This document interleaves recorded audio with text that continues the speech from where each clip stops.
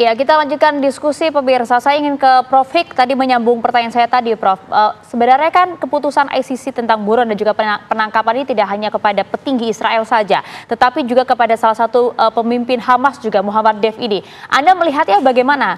Meskipun juga kalau kita ingat pada Agustus atau Oktober lalu begitu ya, sempat diklaim bahwa Israel telah membunuh Muhammad Dev meskipun tidak ada klaim balik dari pihak Hamas. Menurut Anda seperti apa, Prof. Hik? Ya, yang pasti adalah memang ICC maunya fair gitu ya.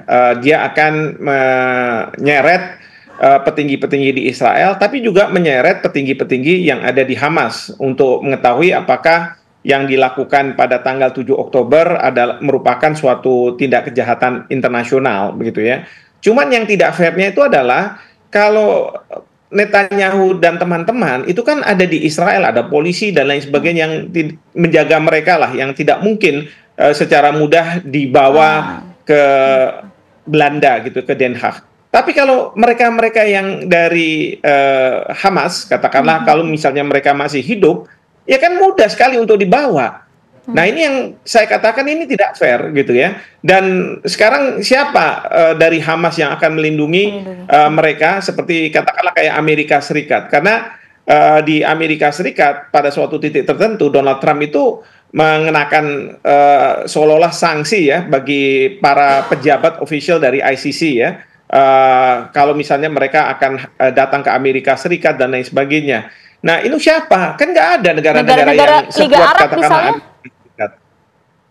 Ya nggak bisa juga, karena kan kita tahu di Liga Arab itu perpecahan juga ada antara Iran dengan Arab Saudi dan lain sebagainya. Ya mereka nggak sekuat seperti Amerika Serikat, dan Amerika Serikat kan ada undang-undang yang katakanlah bisa menginvasi terhadap ICC. Jadi dia datang membebaskan, tapi ini prajurit dari Amerika Serikat ya yang ditangkap di negara tertentu lalu atas permintaan dari ICC dibawa ke Belanda.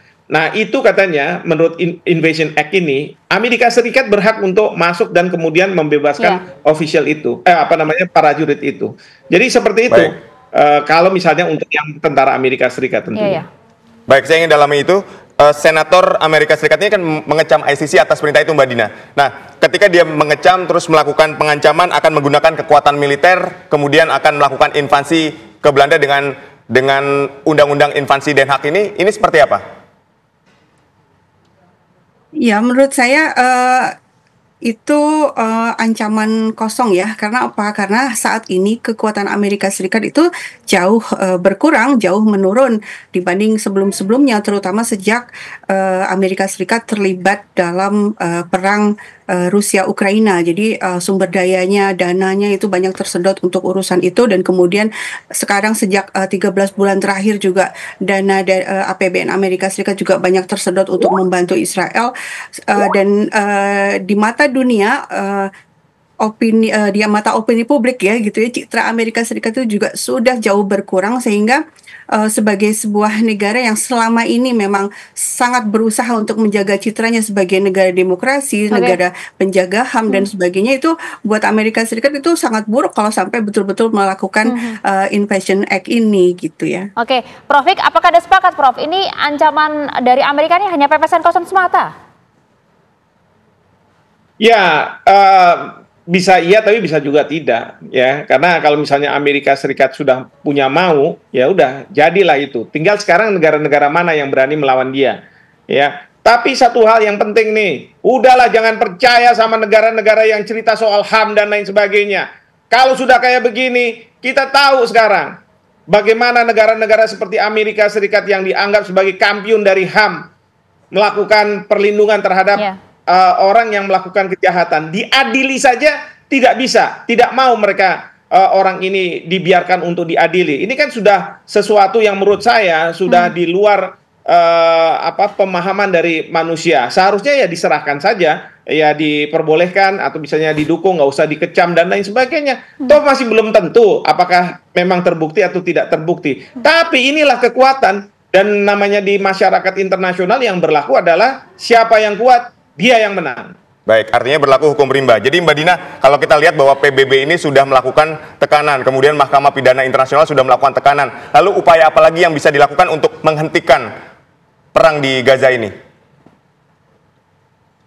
Seperti yang saya sampaikan tadi, seluruh front harus bergerak ya, dan semua orang masyarakat sipil, semua individu yang punya rasa kemanusiaan itu harus melakukan apapun yang mereka bisa untuk membantu perjuangan orang-orang Palestina. Baik itu hanya sekedar share di Twitter, share di Facebook atau Instagram, itu juga penting karena memang opini publik itu penting banget untuk bisa mengubah kebijakan luar negeri di berbagai negara, terutama di negara-negara Barat yang paling berperan ya, paling ikut terlibat dalam kejahatan Israel di Gaza. Jadi saya pikir kita tetap perlu optimis gitu karena perjuangan itu tidak hanya sekedar tidak hanya terbatas di forum-forum internasional, tapi juga di tengah masyarakat sipil. Ya, menurut Anda bagaimana, Prof? Ya, pertama adalah perkuat rakyat Israel untuk paham bahwa ini merupakan genosida. Buat mereka jatuhkan Perdana Menteri Netanyahu, ya. Karena nanti kalau sudah dijatuhkan diganti, maka kita berharap ganti pemerintahan, ganti kebijakan. Dan mudah-mudahan pemerintahan yang baru akan mengirim Netanyahu ke ICC. Ya, itu pertama. Yang kedua, kita yakinkan rakyat Amerika Serikat, meskipun di bawah Presiden Trump nantinya, ini akan lebih berat lagi nih terkait dengan bagaimana Amerika Serikat akan membacking Israel. Nah, ini yang kita harus juga dengungkan ke rakyat Amerika Serikat untuk supaya mereka bisa memastikan bahwa Trump tidak akan menghalang-halangi kalau misalnya terjadi hal seperti ini. Tetapi saya agak sedikit pesimis kalau kita bicara soal Presiden Trump nantinya yang akan memimpin. Demikian. Baik, terima kasih Prof. Hik dan juga Mbak Dina telah berdialog bersama kami. Sehat dan sukses selalu.